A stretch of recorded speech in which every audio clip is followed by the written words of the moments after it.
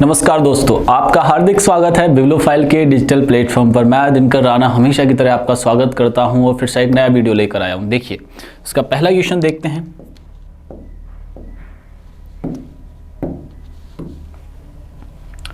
हड़प्पा के लोगों की राज व्यवस्था जैसा कि वस्तुपरक साक्ष्य के परिमाणित होता है वो कैसी थी। देखिए बच्चों, हड़प्पा के लोगों की राज व्यवस्था के बारे में पूछा गया और राज व्यवस्था थी धर्मतंत्रीय और एक तंत्रात्मक थी। बच्चों कैसी थी? धर्मतंत्रीय थी और एक तंत्रात्मक थी। अब देखो, थोड़ा सा एकात्मक थी, इसके बारे में हम विस्तार से जानने का प्रयास करते हैं। कैसे? ध्यान से सुनिएगा।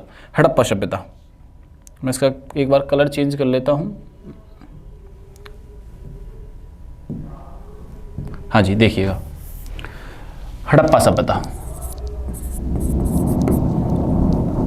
हड़प्पा सभ्यता जो है सिंधु सभ्यता का पार्ट है। किसका पार्ट है बच्चों?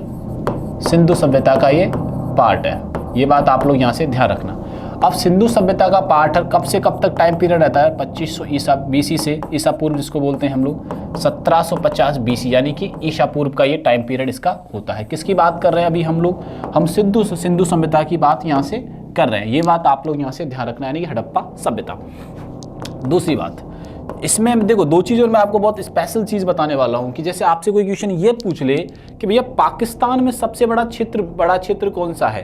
ठीक है, जैसे ये भारत और पाकिस्तान दोनों क्षेत्रों में फैली हुई थी, क्योंकि पहले पाकिस्तान जो था वो भारत का ही पार्ट था। किसका पार्ट था? पूरा भारत का पार्ट था। अगर आपसे पूछ ले कि पाकिस्तान में सबसे बड़ा क्षेत्र कौन सा, तो वो है मोहनजोदड़ो। बहुत इंपॉर्टेंट बात आई है।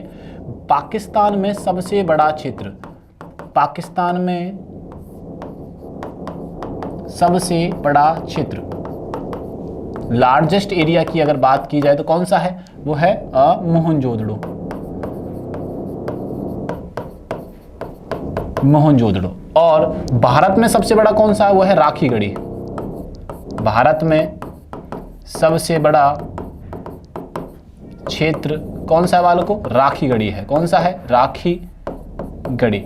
ये बात भी अपने को यहाँ से याद रखनी है। क्लियर? याद रखनी है, नहीं रखनी? ठीक है, ये रही सिंधु सभ्यता के बारे में। अब आगे और जानते हैं सिंधु सभ्यता के बारे में। सिंधु सभ्यता में हड़प्पा सभ्यता है एक, मोहनजोदड़ो है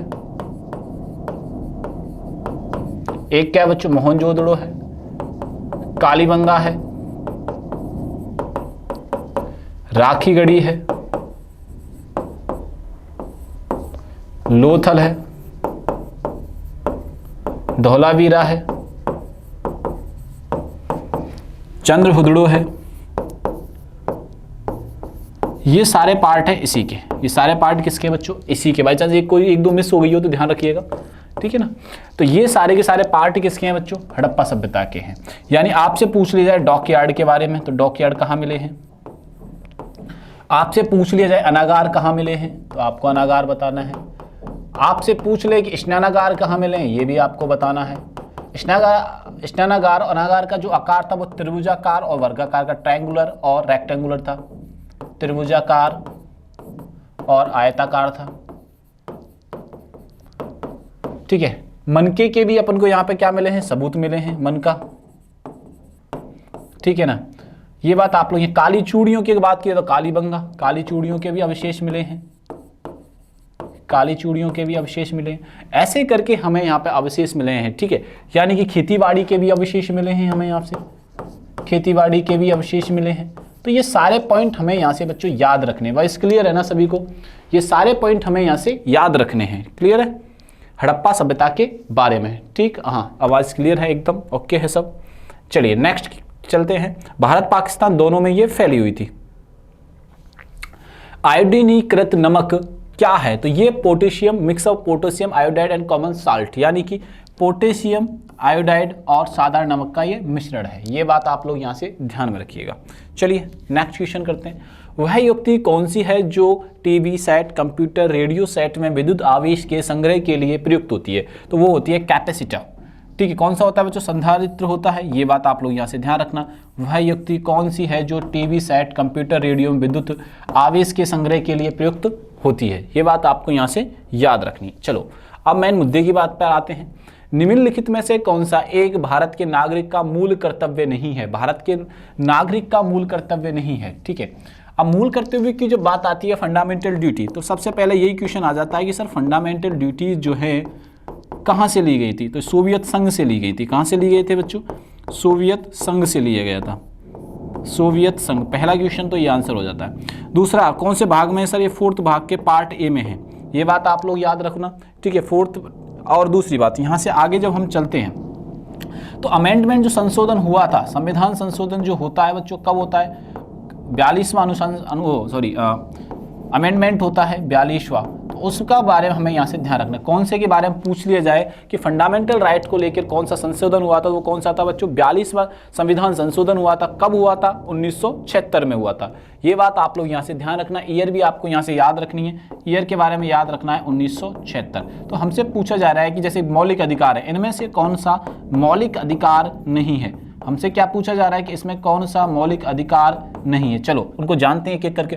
वैज्ञानिक मनोदशा, मानवतावाद तथा जांच व सुधार का भाव विकसित करना, मानव संपत्ति, जन संपत्ति रक्षा तथा हिंसा का सत्याग्रह करना, भारत की प्रभुता, एकता, अखंडता को बनाए रखना और उसकी रक्षा करना, परिवार नियोजन अपनाना एवं जनसंख्या नियंत्रण करना। ये तीनों के तीनों ये है मौलिक अधिकारों के पार्ट हैं। लेकिन कौन सा पार्ट नहीं है बच्चों? डी। ये बात आप लोग यहाँ से ध्यान रखना। जनसंख्या नियोजन और जनसंख्या नियंत्रण, जनसंख्या नियंत्रण, ये बात आप लोग यहां से ध्यान रखिएगा। क्लियर है आंसर यहां से? चलिए नेक्स्ट क्वेश्चन चलते हैं।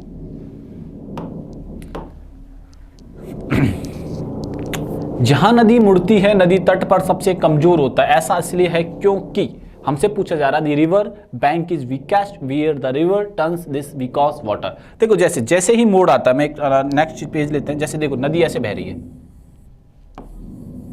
मैं इसको थोड़ा आगे कर देता हूँ और इसको यहाँ पे मोड़दार भी बना देता हूँ। थोड़ा सा इसको क्या करते हैं बच्चों? मोड़दार बना देते हैं। फिर आप जानने का प्रयास करेंगे जैसे क्या है। पानी जब ऐसे आ रहा होता है तो एकदम यहाँ पे झटका लगता है, और अब जब ये वापस आता है तो ये वीकेस्ट पॉइंट होता है। जैसे सपोज करो ये ऐसे आ रहा होगा, पानी जब डायरेक्ट यहाँ से टकराया होगा, जो वापस आने का टाइम होगा ना, ये वीकेस्ट पॉइंट होगा। कैसा पॉइंट होगा? ये वीकेस्ट पॉइंट होगा। अब यही डेफिनेशन हम देखते हैं कि ऑप्शन में कहाँ दे रखी है। चलो आओ क्वेश्चन पे आते हैं वापस से। जहां नदी मुड़ती है, नदी मोड़ दी अपन ने, नदी तट से सबसे कमजोर होता है। ऐसा इसलिए है क्योंकि मोड़ के भीतरी किनारे पर सांद्र होकर उसे घना कर देता है। जैसे ही किनारे पर अतिरिक्त दाब लगाते हैं, बिल्कुल मुड़ता है और बाहरी किनारे प्रभावी रूप से उछलता है। ये बिल्कुल सही है हमारा। आगे भी देखते हैं एक बार। जैसे ही मुड़ता है तेजी से बहने लगता है, मोड़ पर किनारे के साथ अधिक प्रभावी रूप से प्रतिक्रिया करता है। तो आंसर जो ज्यादा सही है वो कौन सा है? बी आंसर अपना। राज्यसभा में राज्यों को स्थान किस प्रकार दिए गए? राज्यसभा में राज्यों को जो स्थान दिया गया है, Rajya Sabha the state have been given seats. ठीक है, राज्यसभा में जो राज्य सीट दी गई है, सीट के बारे में बात की जाती है कि सीट का बंटवारा कैसे किया गया है। तो बच्चों राज्यों में जो सीटों का बंटवारा किया गया है, राज्यसभा की सीट हो या लोकसभा की सीट हो, राज्यसभा की सीट हो या लोकसभा की सीट हो, ठीक है, इसका बंटवारा कैसे किया गया है? वॉइस चेक कर लेते हैं। वॉइस क्लियर है ना? ठीक है, आइए। राज्यसभा और लोकसभा की सीटों का जो बंटवारा किया गया बच्चों, जनसंख्या के अनुसार किया गया। किसके अनुसार किया गया? जनसंख्या के अनुसार किया गया। जहां पर ज्यादा जनसंख्या होगा वहां सीटों का बंटवारा भी सर्वाधिक होगा। तो जनसंख्या यानी कि पॉपुलेशन के अनुसार क्या किया गया है कि जनसंख्या का वो राज्यसभा की सीटों का बंटवारा किया गया था। राज्यसभा क्या होता है? अपर हाउस होता है। राज्यसभा क्या होता है बच्चों? अपर हाउस होता है, उच्च सदन होता है, उच्च सदन होता है, यानी कि अपर हाउस होता है। कैसा हाउस होता है? अपर हाउस भी इसको बोलते हैं। इसको ना भंग नहीं किया जा सकता है। इस सदन को भंग नहीं किया जा सकता है, भंग नहीं किया जा सकता है। ठीक है, इसकी टोटल जो सीटें हैं वो 250 है बच्चों। टोटल सीट कितनी है? 250 है। ठीक है, और 12 सीटों पर नामांकन जो नामांकित करता है वो राष्ट्रपति के द्वारा किया जाता है। नामांकित जो 12 सीटें करता है वो राष्ट्रपति यानी कि प्रेसिडेंट के द्वारा किया जाता है। नॉमिनेटेड किसके द्वारा किया जाता है? राष्ट्रपति के द्वारा। भारत में राज्यसभा की जो सीटें सर्वाधिक है, भारत में राज्यसभा की सीटें सर्वाधिक यूपी में। भारत में राज्यसभा की सीट भारत में राज्यसभा की जो सीट सर्वाधिक है वो कहां पे है बच्चों? वो है यूपी के अंदर। ये बात आप लोग यहाँ से ध्यान रखना। फिर बिहार, फिर वेस्ट बंगाल, बाकी अदर स्टेट आने लग जाते हैं, ये बात आप ध्यान रखना, ठीक है। और कितनी है ये भी ध्यान रखना, 31 सीटें। और जैसे हम राजस्थान में रहते हैं तो राजस्थान में कितनी है बच्चों, राजस्थान में है 10 सीटें। ये बात आप लोग यहाँ से ध्यान रखना राज्यसभा की, ठीक है जी। आओ आगे चलते हैं। तो उनकी जनसंख्या के अनुसार समान रूप से जनसंख्या, आर्थिक स्थिति के आधार पर, वर्तमान आर्थिक स्थिति के आधार पर, तो राज्यसभा की सीटों के स्थान का जो बंटवारा होता है वो होता है ए, यानी उनकी जनसंख्या के अनुसार। कुटागरशाला, जिसका शाब्दिक अर्थ नुकीला छत वाली झोंपड़ी, क्या होती थी? कुटागरशाला जो होता था बच्चों, जो बौद्ध धर्म से रिलेटेड होता था। ये किससे रिलेटेड होता था बच्चों? बौद्ध धर्म से ये रिलेटेड करता था, ठीक है। बौद्ध स्तंभ, जो बौद्ध लोगों की जो पूजा अर्चना की जगह होती है उसे कुटागरशाला बोला जाता था। बुद्धिज्म के बारे में हम बात करेंगे, बुद्धिज्म है क्या? बुद्धिज्म जिन्होंने प्रारंभ किया उनका नाम था सिद्धार्थ। क्या नाम था? सिद्धार्थ। इनका जन्म जो होता है बच्चों लुम्बिनी में होता है। अभी कहां पे है लुम्बिनी? नेपाल में है। लुम्बिनी कहां पे है बच्चों? नेपाल में। इनके जो पिता का नाम रहा, पिता का क्या नाम था? शुद्धोधन। शाक्य राजवंश से आते थे वो, शुद्धोधन। और किस राजवंश से आते थे? शाक्य से, ठीक है। माता का नाम क्या था? महामाया।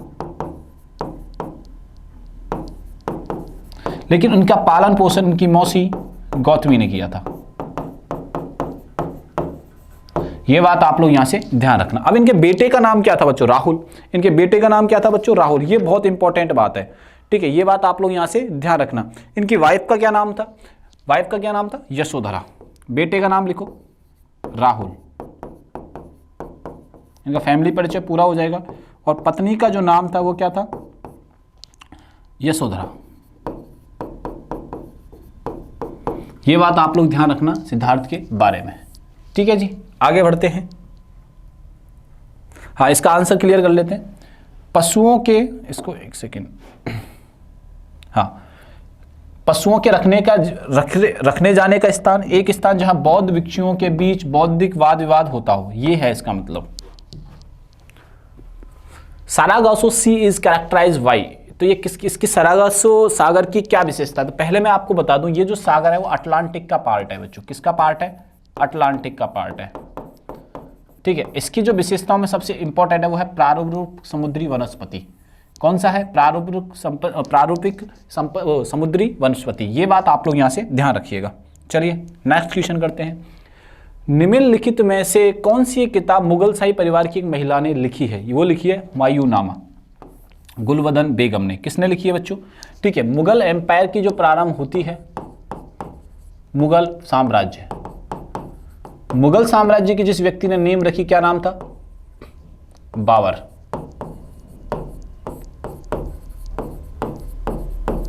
क्या नाम था बच्चों? बाबर। अब बाबर के बाद कौन आता है? हुमायूं।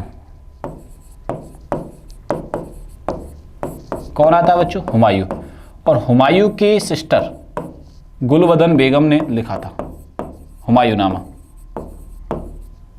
गुलबदन बेगम ने क्या लिखा था बच्चों? हुमायूंनामा। ये बात आप लोग यहां से ध्यान रखना, गुलबदन बेगम, हुमायूंनामा। अब बात ये भी तो आपसे पूछ ली जाती है बालकों, ये बहुत इंपॉर्टेंट बात ये है, हुमायूं की वाइफ, ठीक है, और अकबर की माँ, ये तो बहन थी हुमायूं की। पत्नी की बात की जाए तो हमीदा बानो बेगम, हमीदा बानो बेगम, ठीक है, ये पत्नी थी। बेटे का क्या नाम था? अकबर। जलाल यानी कि अकबर नाम था बेटे का, बेटा, ठीक है। अकबर का जो जन्म होता है वो 15 अक्टूबर 1542 में होता है, और मृत्यु कब होती है इसकी? 1605 में होती है। ये बात आप लोग यहां से ध्यान रखिएगा, ठीक है। 1556 से लेकर जिस व्यक्ति के सानिध्य में काम किया उस व्यक्ति का क्या नाम था, ये आपको बताना। एक और टाइम पीरियड आता है 1560 से लेकर 1562, ठीक है। मैं अभी दोनों टाइम पीरियड लिखा देता हूं। 1560 का पीरियड रहता है, बहरम खां के अंडर में काम करता है, और 1560 से और 62 का जो पेटीकोट टाइम कहा जाता है, ये महामंगा के अंडर में काम करता है।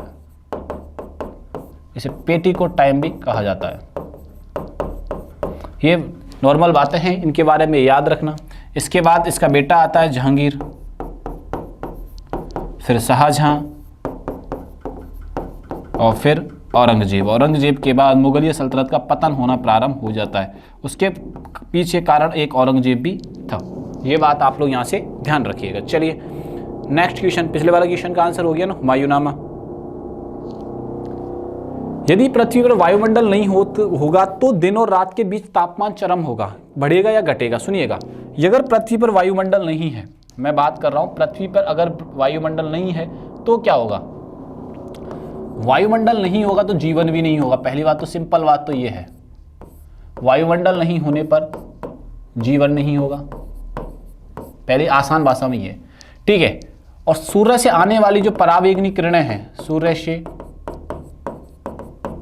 आने वाली परावैंगनी किरणें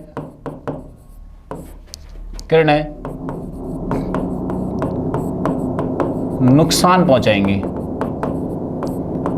नुकसान करेंगी, ठीक है ना, बीमार कर देंगे आपको। दूसरा, उल्कापिंड गिरने लग जाएंगे पृथ्वी पर, उल्कापिंड गिरने लग जाएंगे। क्या होगा बच्चों? उल्कापिंड गिरने लग जाएंगे। और क्या होगा? सूर्य से आने वाली परावैंगनी किरणें नुकसान पहुंचाएंगी। हम जो बात कर रहे हैं ना, जो साउंड भी नहीं गति कर पाएगा, साउंड भी नहीं पहुंच पाएगा एक जगह से दूसरी जगह, साउंड का गमन भी नहीं होगा, ऐसे करके बहुत सारे कारण होंगे। और तापमान बढ़ जाएगा। तापमान की बात करें तो तापमान बढ़ जाएगा, यही हमारा आंसर है, तापमान बढ़ जाएगा। और यही चीज मैं आपको बताने का प्रयास कर रहा हूं। चलो अब इस क्वेश्चन पे आ जाइए। इस क्वेश्चन का है तापमान क्या होगा? बढ़ता चला जाएगा। ये बात आप लोग यहां से ध्यान रखिएगा। सुनामी किसके द्वारा नहीं होती है? सुनामी किसके द्वारा नहीं होती है? प्रभंजन यानी हुरिकेन्स के द्वारा नहीं होती है। लैंडस्लाइड से आ सकता है, अर्थक्वेक से आ सकता है, वॉल्केनो और एरप्शन से भी आ सकता है। ये बात आप लोग यहां से ध्यान रखिएगा। निम्नलिखित में से कौन सी एक जैव निम्नीकरणीय बायोडिग्रेडेबल नहीं है? देखो, ऊनी चटाई बायोडिग्रेडेबल है, चमड़े का थैला भी है, जूट की टोकरी भी है, चांदी के पन्ने की सिल्वर फॉइल जो होती है, एक्चुअली वास्तविक चांदी नहीं होती है, इसमें एल्युमिनियम होता है। इसमें क्या होता है? वास्तविक चांदी नहीं होती है। आप लोग सब लोग अभी खाना ला रहे होंगे जिस सिल्वर फॉइल में, एक्चुअली क्या है, वो वास्तविक चांदी नहीं होती है। वो किसकी होती है? वो एल्युमिनियम की होती है। वो किसकी होती है बच्चों? एल्युमिनियम की होती है। ये बात आप लोग यहाँ से ध्यान रखना। ये किसकी होती है? एल्युमिनियम की होती है। बात समझ में आई कि नहीं आई? तो हमारा आंसर क्या है? यहाँ से बी आंसर हम अपना कर देंगे। अब देखो, यहां से दो ऑप्शन के अकॉर्डिंग आंसर कर लोगे आप। देखो, सम्मिलित करना है कि भैया देखो, वाइन, वाइन का क्या रहता है? वाइन अंगूर से बनती है, बिल्कुल सही है, ठीक है। वियर किससे बनती है? जौ से। अब देख लो, आगे जाने की जरूरत ही नहीं है। ए में, ए देखो, ए में क्या देखना है अपन को? सबसे पहले 3, तो ये हट गया और ये हट गया। चलो आगे देखते हैं।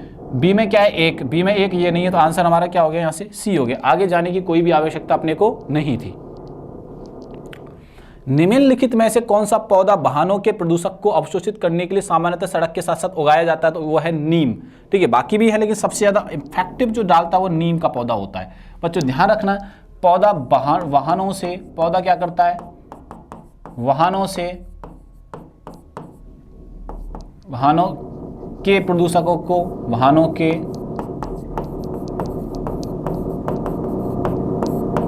प्रदूषकों को अवशोषित करता है, अवशोषित करता है। ये बात आप लोग ध्यान रखना। और हमारा आंसर क्या हो गया? यहाँ से नीम हो जाएगा। निम्नलिखित में से कौन सा एक नूडल्स बनाने के दौरान प्राय सुरुचि कर्मक के रूप में प्रयुक्त होता है? तो वो होता है अजीनोमोटो। और ये चाइना ने बैन कर रखा है कि इससे होता है कैंसर, लेकिन हमारे भारत में ये यूज अभी भी किया जा रहा है। ये बात आप लोग यहाँ से ध्यान रखिएगा। निम्नलिखित में से कौन सा एक पौधा भारत में घरी खाद बनाने के लिए प्रयुक्त किया जाता है? अपन लोग जब हम लोग किसान फैमिली से बिलोंग करते हैं, तो तब क्या होता है कि हमने देखा होगा कि खरीफ की फसल के दौरान सनई जो होती है ना, सनहैम जिसको बोलते हैं, उसका उपयोग जो ज़्यादातर हम किसके लिए करते हैं? खाद बनाने के लिए करते हैं। इसे हरा खाद भी हम बोलते हैं। तो सनहैम यानी कि सनई का यूज सबसे ज़्यादा किया जाता है। ये बात अभी आपको यहाँ से ध्यान रखनी है। निम्नलिखित में से कौन सा एक पौधा कलम द्वारा संवर्धित नहीं होता है? तो कलम रोज निकाला जा सकता है कलम के द्वारा, ब्रायोफिल्म और गेंदा ये सारे किए जाते हैं, लेकिन बनाना नहीं किया जाता। बनाना का पेड़ पूरा ही लगाया जाता है, ठीक है, ये बात आप जड़ के साथ उखाड़ के लगाया जाता है। केंद्र में द्वंद्व शासन सर्वप्रथम निम्नलिखित में से किसके अधीन प्रारंभ हुआ था? तो ये जो प्रारंभ हुआ था बच्चों, मोंटफोर्ड सुधार कहा जाता है इसमें, ये उसके समय लागू हुआ था। ये बात आप लोग यहाँ से ध्यान रखना, ठीक है। इसे भारत सरकार अधिनियम 1919 भी कहा जाता है। भारत सरकार अधिनियम 1919 भी कहा जाता है। ये बात आप लोग यहाँ से ध्यान रखिएगा, ठीक है जी। आओ नेक्स्ट बढ़े। मार्लिमेंटो तो नहीं था कहीं कि तुम लोग गलत करवा दो, है भाई? चल सकते हैं क्या आगे वाले क्वेश्चन पे? चलिए भाई आगे वाले क्वेश्चन पे अपन चलते हैं, आ जाइए।